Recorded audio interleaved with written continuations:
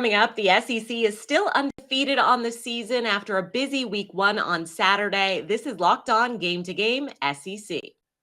Every game, every team, every angle.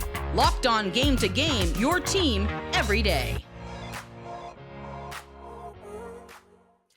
Welcome in. You're listening to Locked On Game to Game SEC, local experts taking you through game to game of the biggest ones in the SEC over the weekend. I'm your host, Kainani Stevens. Thank you for making Locked On your first listen every single weekday. Nobody expected anything less than a blowout from number 1 Alabama, and they did just that as they took on Utah State. The Tide delivered again with a 55-0 final. Locked On Bama has the highlights from a dominant performance. Alabama didn't have a great night, which makes this night even more great. I'm Luke Robinson with Locked On Bama, and my first reaction from this Alabama-Utah State contest, a blowout win in favor of the Crimson Tide, is that the Tide still has a lot to work on, yet somehow they just manhandled Utah State. Utah State, certainly not a world beater by any stretch of the imagination, but Bryce Young accounts for 6 touchdowns, rushes for 100 yards, throws for 195, throws for 5 touchdowns. And he had so many times that he could have made a better play. And he knows it. This is not something Bryce Young would be offended by. He knows he missed several opportunities to have bigger plays. Alabama destroyed Utah State with very few explosive plays. And so it's unbelievable that this team looked this mediocre by their own standards, yet still trampled another opponent. I don't care who that opponent is. They ran roughshod all over the Aggies and still had a lot to work out. That is a very, very good thing for the Alabama Crimson Tide. You can check out Locked On Bama to find out more of my reactions and more of Jimmy Stein's reaction this week. Thank you so much for tuning in. Appreciate you guys, and we'll see you soon on the podcast. The Florida Gators, no doubt, pulled off the upset of the weekend on Saturday. The Gators hosted number 7 Utah and knocked off the Utes in the final minutes in Gainesville. Locked On Gators goes over a huge start to the season. This is Brandon Olson from Locked On Gators, and I would like to formally apologize and rescind every negative thing that I have ever said about Amari Burney, which was kind of a lot during this offseason. I admit that. But game-sealing interception. The Florida Gators are now 1-0 to start the season. The Billy Napier era is off to a perfect start. There is another game next week against the overranked Kentucky Wildcats. I called 28-24. Florida Gators won 29-26. Billy Napier off to a perfect moment with Anthony Richardson with his Heisman moment and his Heisman game, really putting his name to the conversation early, and we're going to talk about that and so much more this week on Locked On Gators. Spencer Rattler made his debut for South Carolina and led the Gamecocks to a 3-touchdown win over Georgia State on Saturday. Locked On Gamecocks tells us what we need to know after the season-opening victory. The South Carolina Gamecocks managed to pull out a somewhat ugly win against the Georgia State Panthers thanks to a little bit of Beamer ball.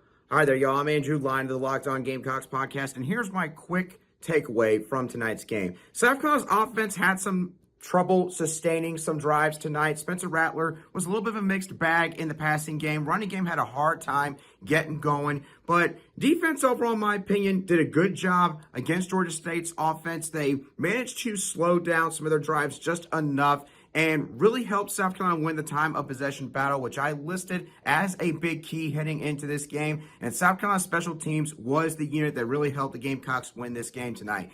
2 big 50-plus yard field goals by Mitch Jeter, who seems like he just won himself the kicker job. And then 2 different punts being blocked for touchdowns for South Carolina. Freshman defensive back DQ Smith bringing in 1, and then the other being brought in by wide receiver Amarian Brown. So while it wasn't pretty during the entire game, the Gamecocks get a very big Week 1 victory over the Georgia State Panthers heading into Week 2 against the Arkansas Razorbacks. It's going to be interesting to see how things get better as this team tries to continue to gel on the offensive side of the ball, especially. This has been a quick reaction video from Andrew Line, the Locked On Gamecocks podcast. I'll catch y'all later on Monday.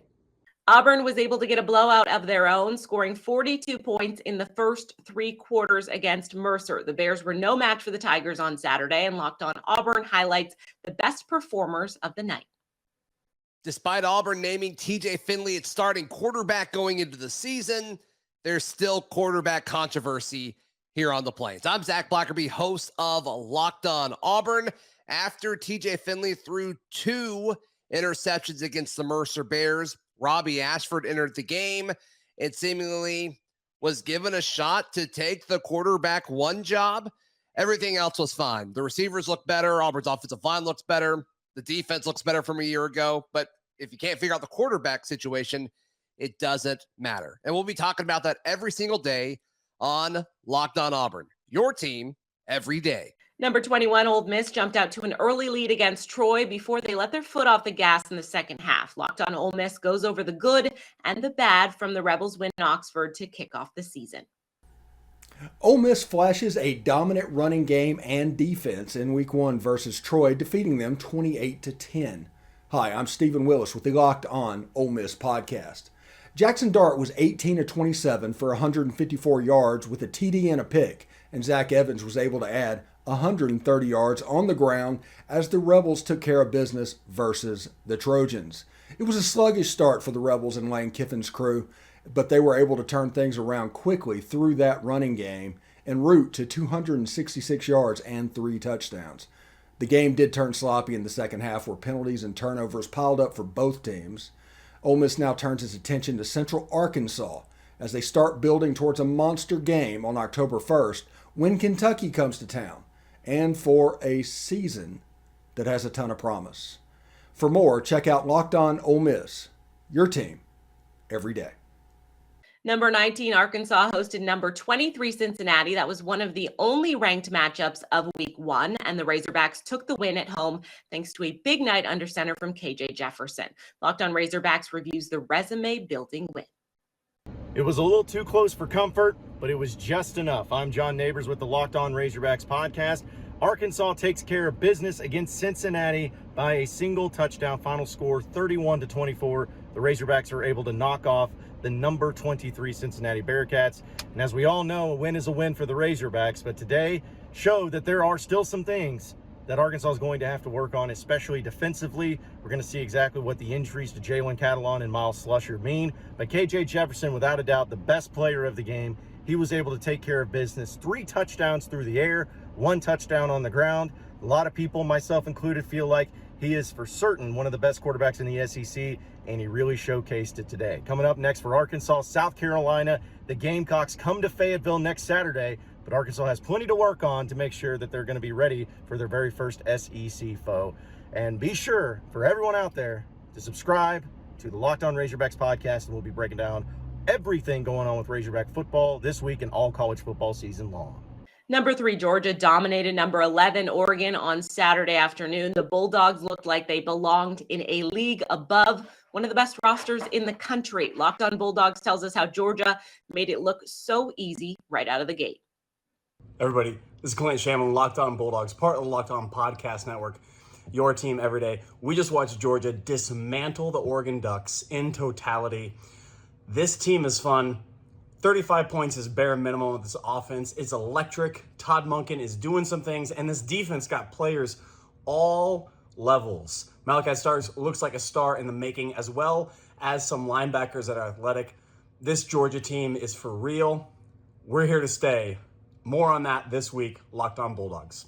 Number 6, Texas A&M started off the season with an easy matchup against Sam Houston and walked away with a 31-point shutout win. Our Locked On Aggies host has what you need to know from the final in College Station. The Aggies filled the air with footballs in their win over the Sam Houston State Buckeyes. I'm Joey Ikes with the Locked On Aggies podcast. Haynes King completed 20 of 30 passes for 364 yards, 3 touchdowns, and 2 interceptions against the Sam Houston State Bearcats on Saturday. It took basically 6 hours for this game to be completed due to an almost 3-hour rain delay, but it didn't slow A&M down. Haynes King came out hot with big plays. There was a little bit of an efficiency problem in the first half of the game. They had some trouble running the ball on offense, but they were able to hit big plays to Yulkeith Brown for a 66-yard touchdown pass early in the middle of the first quarter. Then in the second quarter, they hit Anaya Smith for a 63-yard touchdown pass up the seam, and they were up 17-0 at halftime.